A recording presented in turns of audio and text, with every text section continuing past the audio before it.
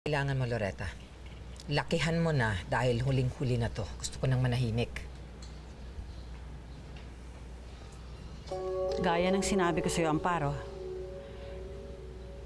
hindi pera ang habol ko ngayon. Dahil sa pera,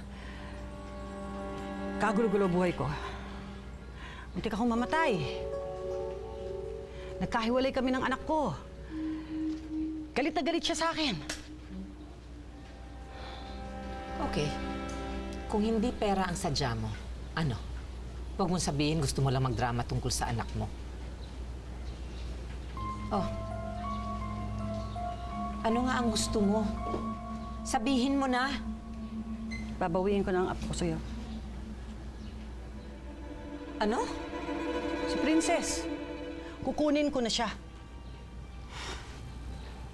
Hindi. Hindi mo siya pwedeng kunin. Hindi ko siya ibabalik sa'yo. Binayaran na kita. Wala nang bawian. Walang bawian. Hindi ubra sa akin yun, ano?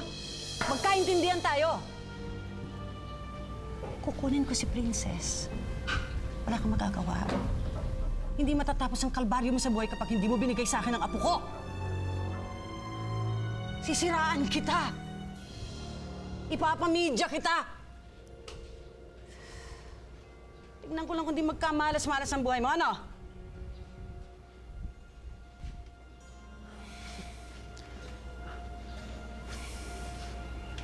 Sige.